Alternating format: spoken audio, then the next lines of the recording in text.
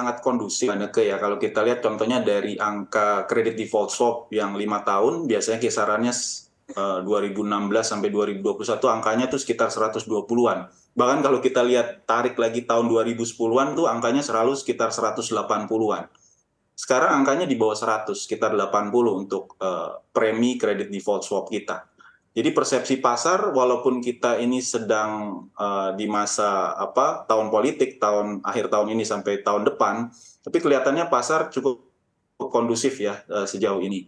Kita lihat juga spread NDF kita itu juga menurun terus ya, kisaran sekarang 15 basis poin. Ini juga cerminan bahwa volatilitas dari sisi rupiah juga sangat baik. Kita lihat tidak sevolatilitas 5 atau 10 tahun yang lalu ya. Jadi kita pikir memang ada kekhawatiran soal investasi ya, terutama investasi langsung apakah akan masih cukup besar di tahun politik ini. Nah, kalau kita berkaca tahun 2004, 2009 dan 2014 dan 2019 tahun-tahun pemilu, memang ada beberapa kali election itu, misalnya 2014 itu sempat turun ya di awal-awal masa pemilu, masa kampanye agak sedikit turun. Tapi menjelang akhir masa pemilu di kuartal terakhirnya kita lihat tuh sudah mulai meningkat. Jadi ketika ada kepastian soal blueprint, soal langkah-langkah apa yang akan dilakukan pemerintah ke depannya, itu kita lihat persepsi investornya juga semakin baik. Jadi mereka juga mulai meningkatkan capital expenditure-nya sehingga tidak ada sesuatu yang perlu dikhawatirkan sebenarnya dari sisi pemilu ya. Dan kita bisa membuktikan dalam 4 pemilu terakhir ya, sejak tahun 2004 di masa Presiden Susilo Bambang Yudhoyono sampai masa Presiden Joko Widodo, kita perhatikan memang dari sisi stabilitas politik juga kelihatannya sangat baik ya, beda dengan negara-negara lain yang unstable ya politiknya. Kita kelihatannya ini juga didukung oleh beberapa faktor ya. Contohnya misalnya sejak masa Presiden SBY sampai sekarang itu ruling coalition-nya selalu dominan ya. Jadi oposisinya di DPR itu suaranya lebih kecil, sehingga ini juga menjamin stabilitas politik ya. Kita lihat 20 tahun terakhir ya. Dan ini juga didukung juga oleh teknokrat di sisi ekonominya, sehingga ekonomi kita sejauh ini juga stabil ya dan di-appreciate oleh market. Rating kita sejauh ini stabil, masih triple B, dan ada kemungkinan beberapa lembaga rating juga akan menaikkan rating kita ya. Yang terakhir RNI itu outlook-nya dirubah menjadi positif, dan kita berharap mungkin tahun depan setelah pemilu ini rating kita juga bisa lebih baik lagi, Mbak Neke. Baik, Pak David, 10 tahun pemerintahan Joko Widodo dan di tahun politik ini akan menjadi tahun terakhir kepemimpinan Jokowi. Begitu kalau kita lihat target pertumbuhan ekonomi karena satu dan lain hal, salah satunya pandemi juga ini berada di kisaran 5%. Secara realistis seperti apa mapping untuk menuju ke target pertumbuhan ekonomi 7% agar kita bisa menjadi high income country? Ya, ini kembali ke masalah eksternalnya yang juga kita harus perhatikan. Pertumbuhan potensial kita sejauh ini memang bisa berada di sekitar 5,3 sampai 5,5% ya.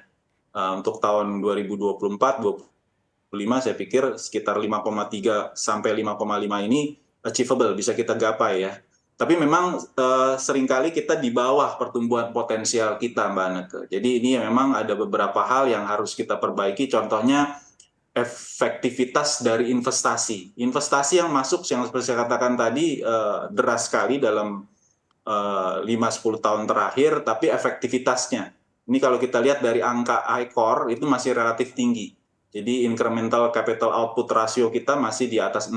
Ya, jadi artinya jumlah investasi yang masuk ke dalam negeri itu belum bisa kita optimalkan ya, dibandingkan dengan negara-negara tetangga yang di bawah 5 I-Core-nya kita masih relatif tinggi. Nah, ini kita harus perbaiki lagi ke depan, itu salah satu contoh.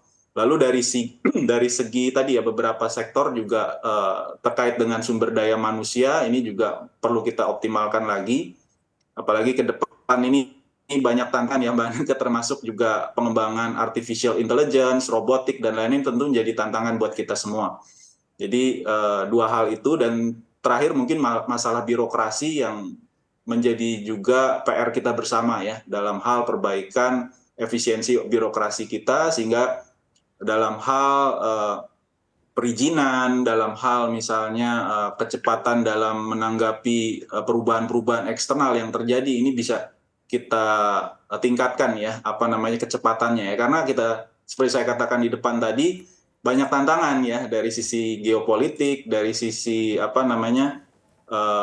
kebijakan moneter banyak negara. Ini akan banyak perubahan ke depan yang akan menjadi tantangan buat birokrasi kita. Baik, bagaimana dari segi infrastruktur Pak David, kalau kita lihat dalam 10 tahun kepemimpinan Presiden Joko Widodo, ini sebenarnya secara infrastruktur sudah cukup masif begitu. Kita lihat juga banyak bandara yang sudah dibangun begitu, tapi sebenarnya secara optimalisasi apakah menurut Anda ini sudah cukup? Ya, kalau dari sisi infrastruktur tadi sejalan dengan FDI tadi ya. FDI banyak tadi saya cerita sejalan dengan komoditi boom di 2007-2014 itu banyak di sektor telekomunikasi. Lalu di 2014-2020 tren komoditas agak flat, tapi kita terus bangun infrastruktur ya, baik pelabuhan, pelabuhan udara ya, jalan, jalan tol ya, dan seterusnya. Itu mempersiapkan sebenarnya ya, menjadikan semacam landasan ya buat bagaimana kita mengundang investasi domestik maupun FDI, foreign direct investment. Dan ini kita sudah mulai sekarang dengan juga selain hard infrastructure juga soft infrastructure. Soft infrastructure ya ini terkait dengan perbaikan aturan ya, atau sering kita sebut sebagai reformasi dari sisi ya bisa dibilang pro investment reforms lah yang kita lakukan ya. Ini juga dalam rangka kita juga menarik investasi. Kita tahu banyak negara ya, termasuk China sendiri ingin melakukan realokasi ya industri-industri mereka. Dan kita lihat memang kita berkejaran dengan beberapa pesaing ya.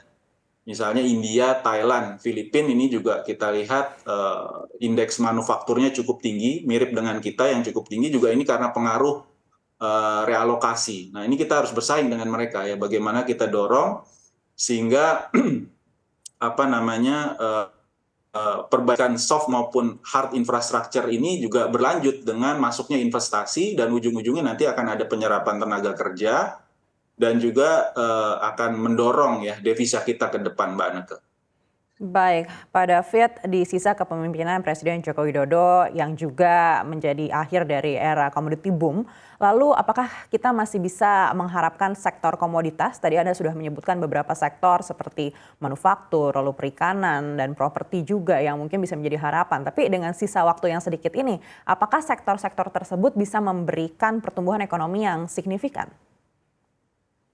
Ya, kalau kita terus berharap pada komoditas, artinya kita hanya berharap pada keberuntungan, Mbak Neke. Jadi di masa Presiden Joko Widodo ini memang kita relatif beruntung ya, karena harga komoditas sempat booming 2014, lalu booming lagi kemarin di 2022, dan ini juga didukung juga dengan stabilitas harga ya. Curah hujan juga cukup baik ya beberapa tahun terakhir ini juga ya itu tadi faktor keberuntungan. Tapi kita tentunya tidak bisa terus bergantung pada faktor keberuntungan ya. Kita harus juga dorong perekonomian dengan salah satu cara tadi kan infrastruktur ya.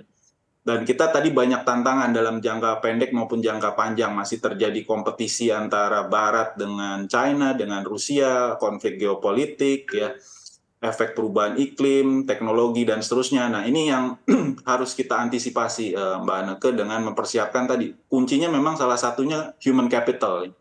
Human capital kita ini kita arahkan bagaimana supaya bukan hanya kuat dari sisi akademis, tapi juga kuat dalam hal street smart ya. Bagaimana kita mendorong mereka dari segi entrepreneurship-nya misalnya, kewirausahaan, seperti itu. Tapi ini tentu perlu didukung dengan birokrasi yang kondusif ya dari pemerintah. Bagaimana perizinan ya mungkin belum bisa seperti negara tetangga, misalnya di Singapura itu perizinan bisa cepat ya, bikin PT 4 bisa 1 hari selesai. Tapi sudah ada arah-arah ke sana ya, kita dengan berbagai perubahan dengan omnibus law yang kita lakukan ya, ini bisa birokrasi kita mendukung ya ke depan sehingga ekonomi kita itu juga bisa menyongsong 2045 dengan lebih baik lagi, Mbak Anaka.